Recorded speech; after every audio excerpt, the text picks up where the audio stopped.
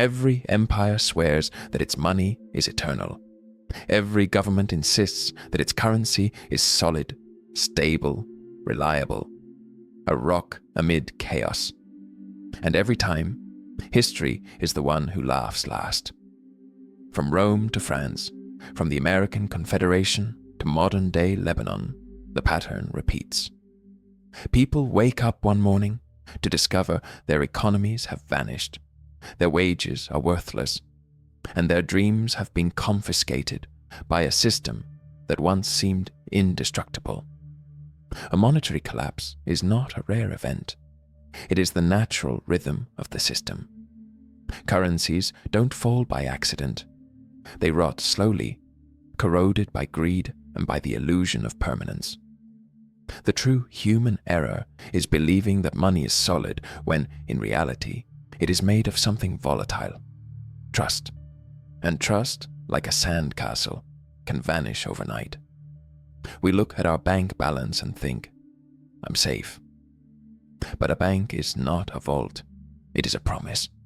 And promises, throughout history, are always the first to burn when the fire of crisis begins. Money, in the end, is merely a language of faith, and every faith has its limits.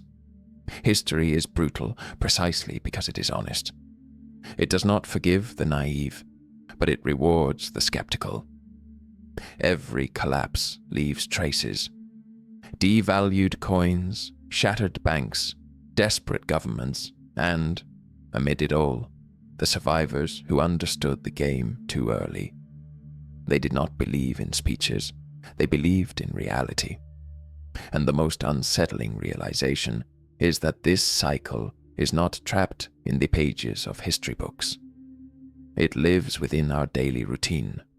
When food prices rise, when rent consumes half a salary, when the government says inflation is under control, and the market ignores the suffering of families.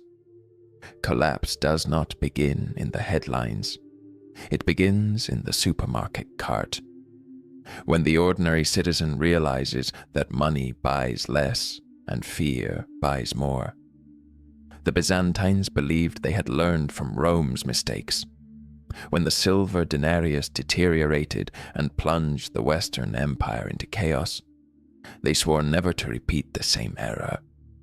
So they created the solidus, a gold coin so pure and reliable that it became the international standard of value for nearly 1,000 years. It was accepted throughout Europe, the Middle East, and Asia as a symbol of stability, a kind of dollar of the Middle Ages. But time and power corrupt even gold.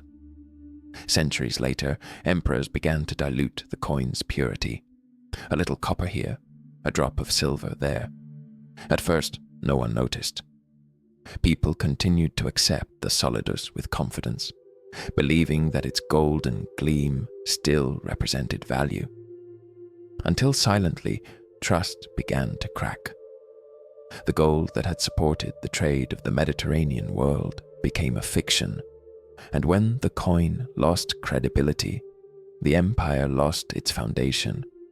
This story might seem distant, yet one only has to look around. Today, as governments print money without backing and central banks create trillions with a click, what has really changed?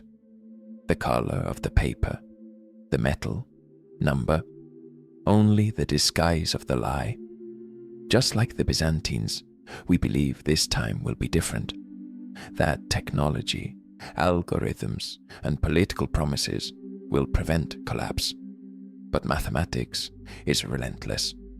Diluted trust means evaporated value. The Byzantines who survived were not those who believed until the end, but those who doubted first. Merchants and families who quietly accumulated real gold, productive land, and tangible goods. While the empire drowned in decrees and illusions, those few preserved what the government could not counterfeit, the real. Once again, history proved that true wealth is not what the system allows you to have, but what it cannot take away. let us think of the modern citizen. He trusts digital statements, apps guaranteed by the financial system, promises of stability issued by the very same institutions that profit from his ignorance. But when trust breaks, the bank doesn't call to warn you. It simply shuts the door. Just like in the Byzantine Empire, destruction begins when the state grows accustomed to stealing invisible cents from every pocket. And the people, out of fear or convenience, call it economic normality. In 14th century Europe, something occurred that neither kings, nor popes, nor armies could stop. The Black Death. Between 1347 and 1351, half of Europe's population vanished. Empty cities, abandoned villages, entire families erased overnight. It was a scene of horror, but beneath the tragedy hid a brutal and revealing economic mechanism. With half the labor force gone, human work became pure gold. The survivors demanded higher wages.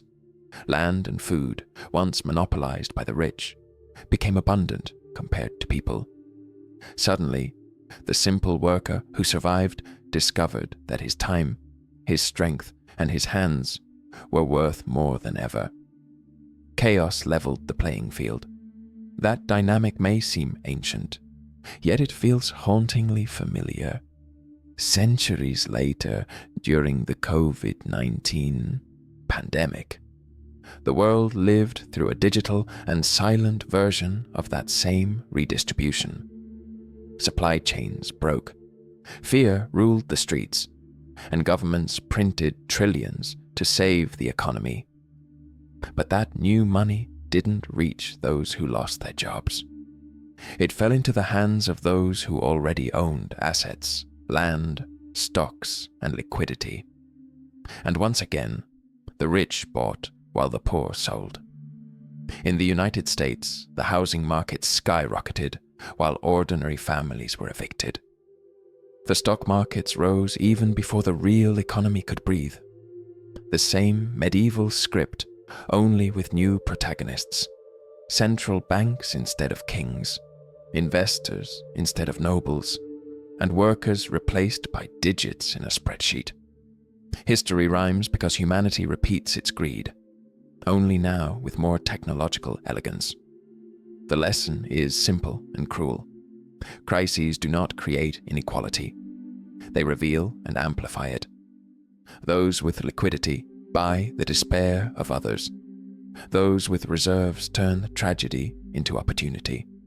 And those who live paycheck to paycheck discover that stability was only a calendar illusion. When the storm arrives, the refuge is not the state. It is what you built before it started to rain. In the 1340s, Florence was the financial heart of Europe. Banking families like the Bardis and the Peruzzis lent fortunes to kings, especially to Edward I of England, until one day the king simply didn't pay. The result was immediate. The banks collapsed, trade froze, and the once proud, wealthy city fell into chaos. The lesson is timeless. Size is not synonymous with safety. Reputation doesn't pay the bills when trust evaporates. That myth, too big to fail, is the favorite fairy tale of institutions. It reappeared in 2008 with the collapse of Lehman Brothers, and again in 2023 with the failure of regional banks in the United States and Europe.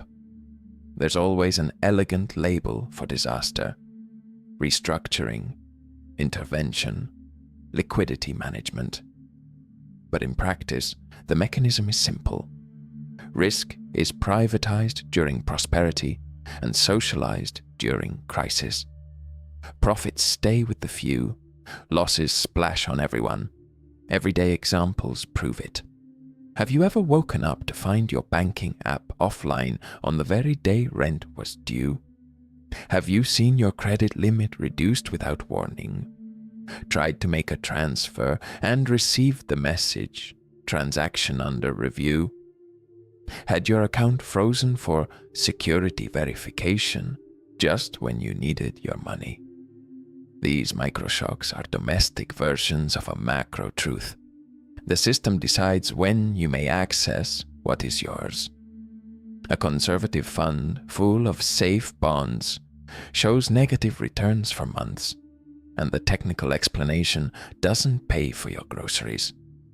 Your private pension, with its small management fee, quietly consumes years of gains. The manager offers a premium package with consulting that only repackages what the bank needs to sell, not what you need to protect. Meanwhile, those who understand the game do the basics with discipline. They keep reserves outside a single institution, diversify between cash, strong currency, real assets, and avoid romanticizing any banking brand. The Florentine citizen who survived was not the one who trusted the Bardis and Peruzzis, but the one who maintained flexibility, his own liquidity, real businesses, land, and useful goods.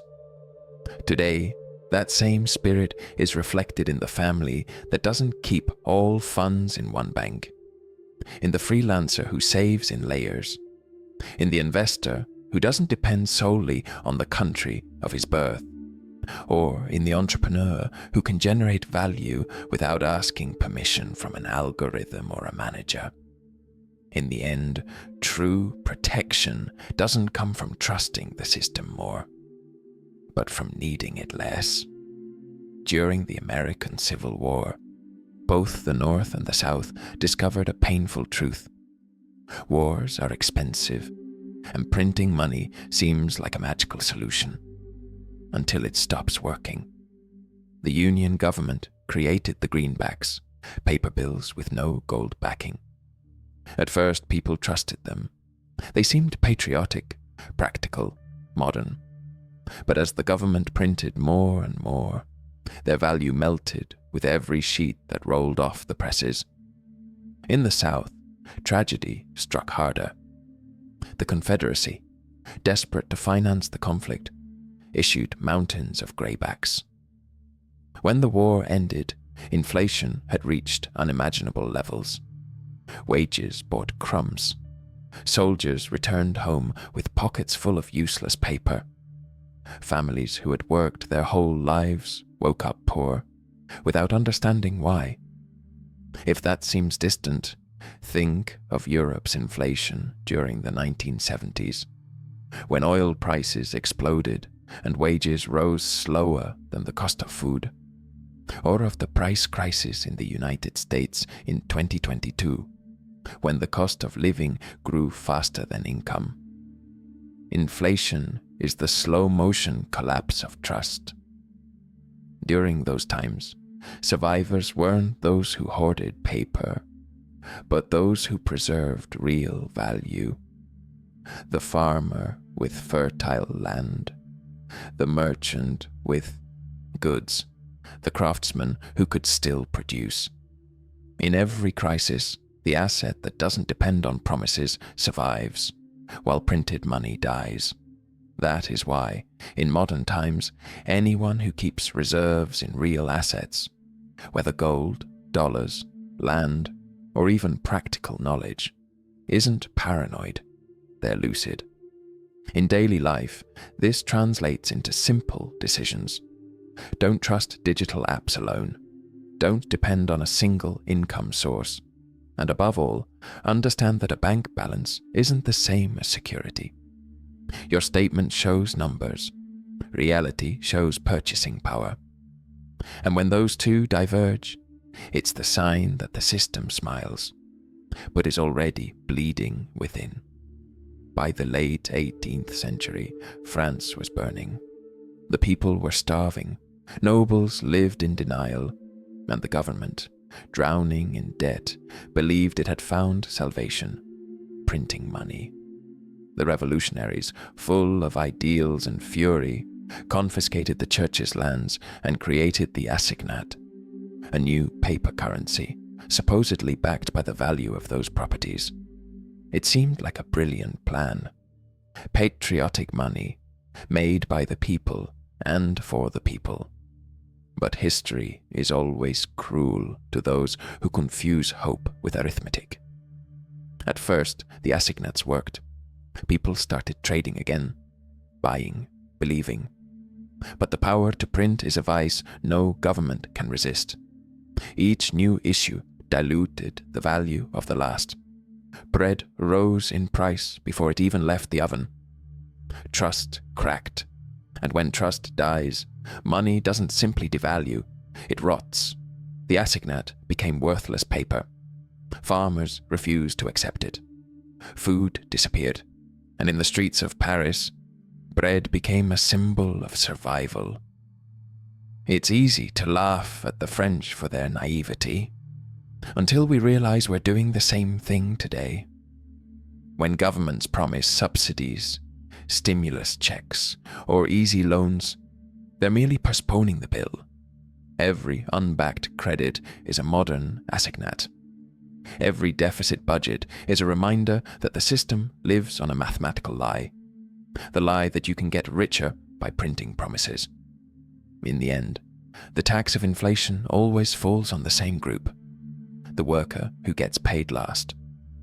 In daily life, the reflection is simple. Today's money is worth less tomorrow. Meat becomes more expensive. Rent climbs. Fuel changes price 3 times in a week. The middle class works harder, yet feels it progresses less. It is the silent revolution of the economy, without guillotines, but with bills. The same French cycle repeats: print, promise, collapse. Meanwhile, those who hold food, land, gold, dollars, or their own business sleep better than those who only have digital balance. The lesson is eternal. Paper money is fragile because it relies on faith. Food is faith in solid form.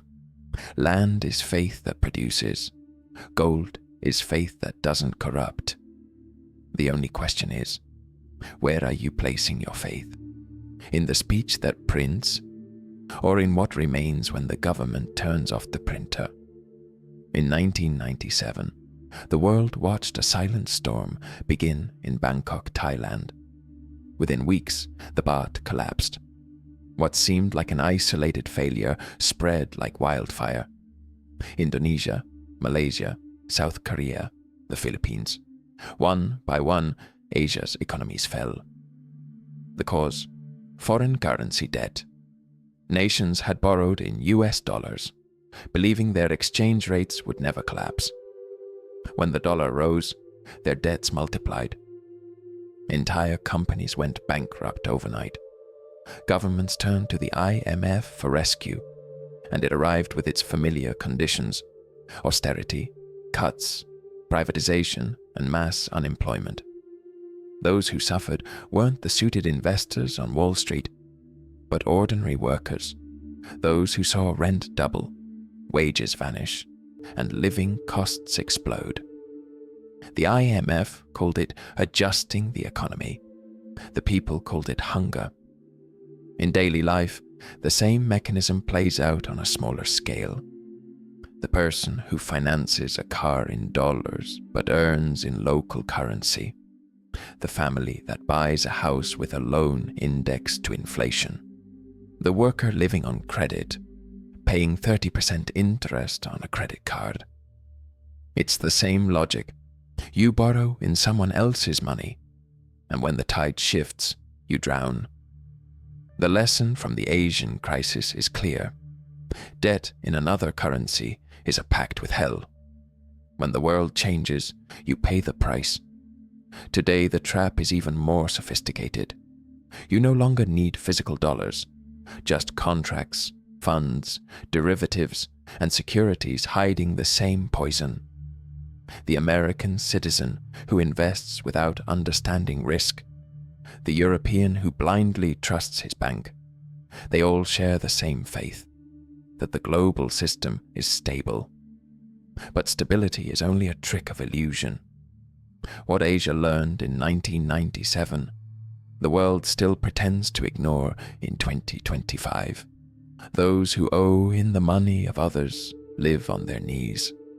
And when the storm arrives, it isn't the creditor who suffocates, it's the debtor who runs out of air. In the end, money changes hands. It moves from the believers to the patient ones. Between 2019 and 2021, Lebanon experienced a financial collapse that seemed impossible in the modern world. On an ordinary morning, citizens went to their banks and found the doors closed, without warning, without explanation, without hope. Banks simply froze deposits. A lifetime's savings became hostages of the very institutions that, until the day before, preached security. The Lebanese pound lost more than 90% of its value in a single year. Doctors, engineers, retirees, all were leveled by the system's implosion. Those with money in the bank discovered that the bank was never a vault. It was a loan disguised as a deposit. And the debtor decided not to repay. The middle class was impoverished overnight. Families begged to withdraw their own money. If it seems distant, look to Europe and the United States, where in recent years several financial platforms and investment funds have temporarily frozen withdrawals during periods of high volatility. Even major digital banks have limited transfers for security reasons. The pattern is the same. Different words, same truth. When the system is afraid, it protects itself from you, not for you. The pandemic of 2020 made this clear. Governments imposed lockdowns, banks restricted credit, and while the working class waited for help, concentrated capital quietly accumulated assets. What was explicit collapse in Lebanon became disguised collapse in the West. A slow erosion of autonomy. You can still access your money, yes, but you no longer control its value, nor when you can use it. Those who survived best in Lebanon were not the richest, but the most distrustful. Those who held physical gold, strong currencies, land, or capital outside the system. People who understood that banking security is a convenient fiction. Lebanon's collapse is a mirror of the future. It shows what happens when a people confuse convenience with control. And worst of all, no government ever announces when the freeze begins, because by the time you notice, it's already too late. The most terrifying thing about history is not the past. It's realizing it never stopped happening. In 2008, the world watched as the same banks that created the crisis were rescued with the money of those who lost everything. In 2020, during the pandemic, trillions were printed to save the economy.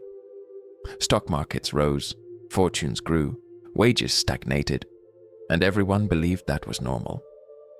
In 2023, several regional banks in the United States collapsed almost overnight. The myth of too big to fail returned with minimalist design. And what has changed since Florence? Only the interface. The promises remain the same. Your money is safe. The government guarantees it. The economy is under control. But security is a beautiful word, until the ATM says insufficient funds. Europe, the United States, the entire global system dances to the same rhythm of illusions. Central banks print, investors pretend to believe, and ordinary citizens cling to what's left, convinced that stability is the same as the silence between two storms. The global economy has become a digital house of cards, built on debt, algorithms, and euphemisms like quantitative easing.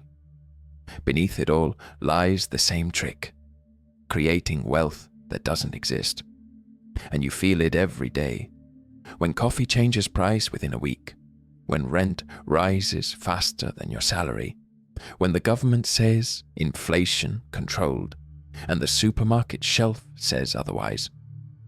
Modern collapse doesn't arrive with tanks on the streets. It arrives with notifications on your phone. It doesn't assault you. It lulls you slowly until you stop reacting. While most people try to maintain the illusion of normality, those who understand the game reposition themselves quietly. They buy real assets, keep liquidity outside the system, build independent businesses, study, observe, and wait. Because those who understand collapse don't fear chaos. They use it as opportunity. History shows the pattern with cruel clarity. Every crisis transfers wealth from the many who believe to the few who prepare. When paper money dies, value flees to what cannot be printed. When the system trembles, the survivor is not the one who trusts most, but the one who depends least. In Byzantium, it was those who held gold. After the Black Death, those who had liquidity to buy land. In Florence, those who distrusted bankers. In the Confederacy, those who held durable goods.